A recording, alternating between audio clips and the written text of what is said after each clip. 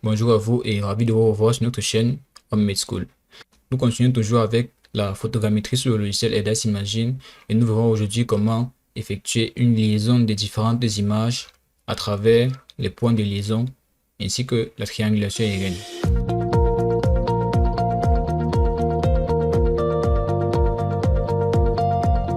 Alors pour cela, sur le menu photogrammétrie, nous pouvons cliquer sur Automatic Point Measurement pour effectuer une liaison automatique des points à partir des paramètres par défaut du logiciel. Mais nous allons ici choisir Classic Point Measurement afin d'éditer ces différents paramètres selon notre projet. Alors, nous avons ici une fenêtre qui s'ouvre nous permettant de pouvoir effectuer la mesure des points.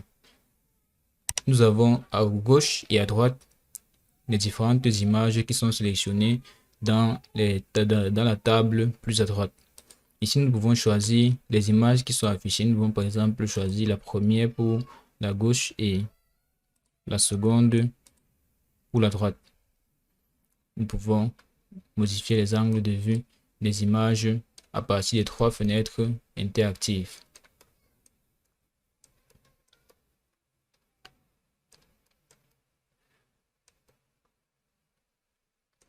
Alors, nous allons ici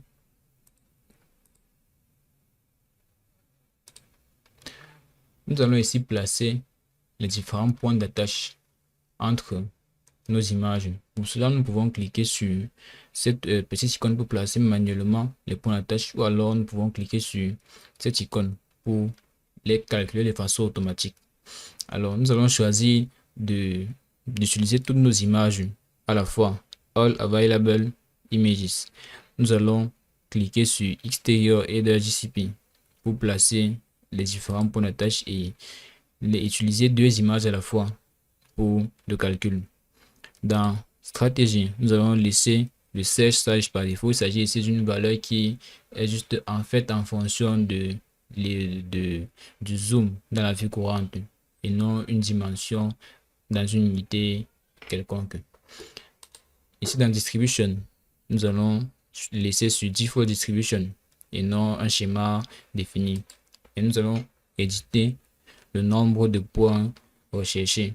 Nous allons le mettre à 50 et nous allons faire run. Alors automatiquement le logiciel Eidas va se mettre à rechercher les différents points de liaison qu'il retrouve entre les images consécutives qu'il voit à travers les différents paramètres internes et externes que nous avons édités.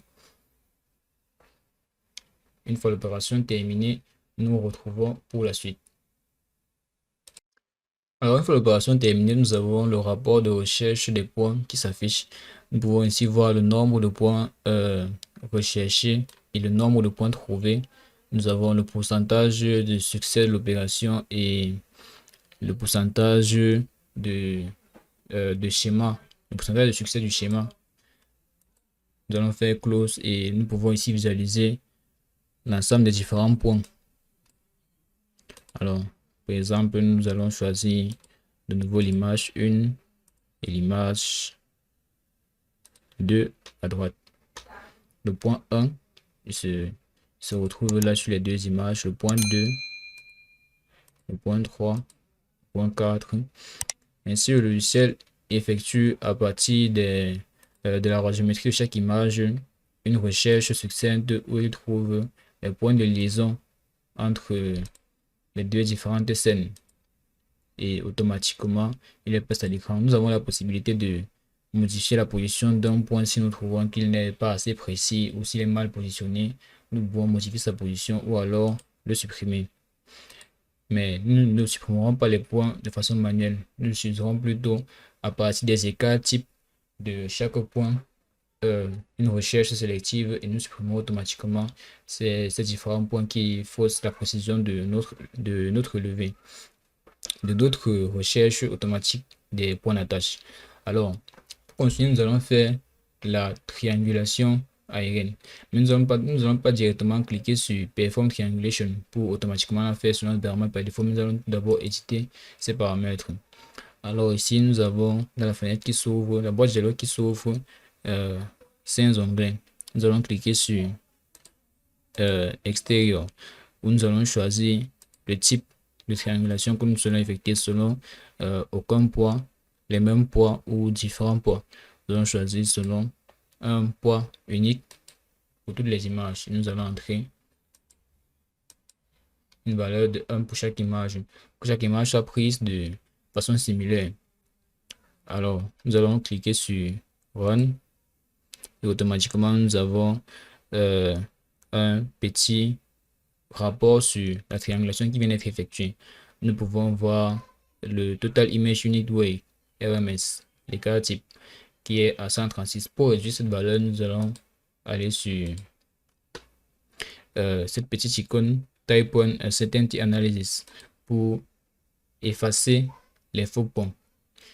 Nous allons cliquer dessus et effacer les points suivant un certain seuillage. Les points qui dépasseront une certaine valeur d'écart type maximal seront automatiquement enlevés de notre analyse.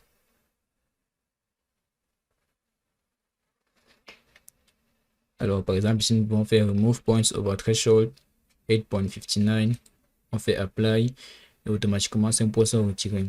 On peut faire cette opération de façon multiple, de façon à retirer les différents points qui nous gênent. On peut aussi faire Remove Points Over Standard Deviation greater than 3. On fait Apply et les points qui ont un Standard Deviation greater than 3 sont automatiquement retirés. On va faire Close et revenir faire Run dans Aerial Triangulation et on voit notre valeur.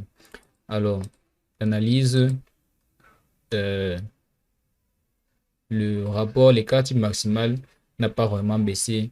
Le RMS dans notre Aerial Triangulation, alors on va définir une valeur nous-mêmes au-dessus de laquelle tous les points seront retirés. Nous allons par exemple ici entrer 3, faire Apply et les points seront automatiquement retirés. On fait Close et Integration Run. Par contre, ici, nous avons des images qui n'ont plus assez de points d'attache. Donc, ici, nous sommes obligés de remettre certains points qui sont nécessaires, en fait, pour que les images puissent être attachées entre elles. Pour cela, on va simplement cliquer sur Active et sélectionner les points de façon manuelle. Une fois le point redéfini, on va encore relancer une fois de plus notre Aerial Triangulation.